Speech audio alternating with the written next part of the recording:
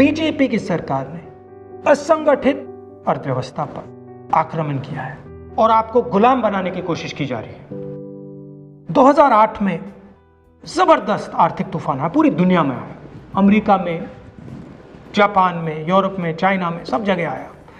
America के bank गिर गए, कंपनियां बंद हो गई, एक के बाद एक कंपनी की लाइन लग गई, बंद हो गई। यूरोप के बैंक गिरे, मगर हिंदुस्तान को कुछ नहीं हुआ।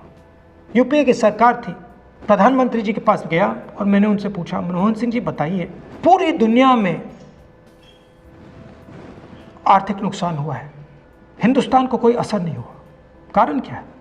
मनमोहन सिंह जी ने कहा, राहुल, अगर हिंदुस्तान की अर्थव्यवस्था को समझना चाहते हो तो यह समझना होगा कि हिंदुस्तान में दो अर्थव्यवस्थाएं हैं।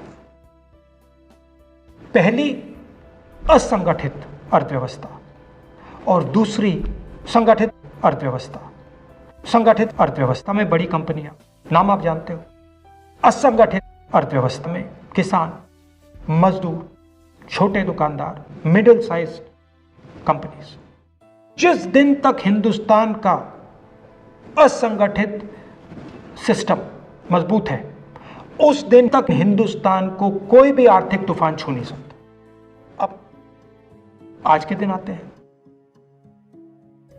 पिछले 6 साल से बीजेपी की सरकार ने असंगठित अर्थव्यवस्था पर आक्रमण किया है। 3 बड़े उदाहरण तो मैं आपको अभी दे देता हूं। नोटबंदी, गलत जीएसटी और लॉकडाउन।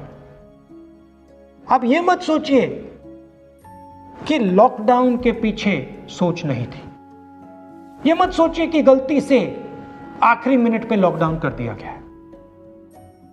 इन तीनों का लक्ष्य हमारे इनफॉर्मल सेक्टर को खत्म करने का है।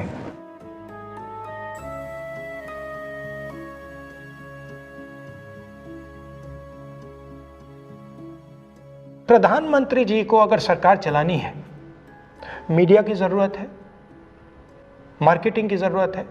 मीडिया और मार्केटिंग 15-20 लोग करते हैं। इनफॉर्मल सेक्टर में पैसा है, लाखों करोड़ रुपए, जिसको ये लोग छू नहीं सकते।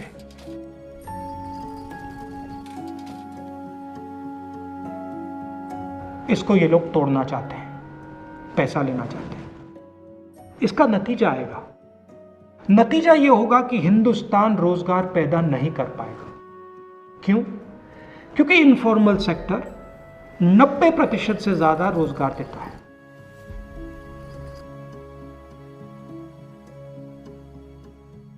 जिस दिन इनफॉर्मल सेक्टर खत्म हो गया, नष्ट हो गया, उस दिन हिंदुस्तान रोजगार पैदा नहीं कर पाएगा। आप ही इस देश को चलाते हो, आप ही इस देश को आगे ले जाते हो, और आपके खिलाफ साजिश हो रही है।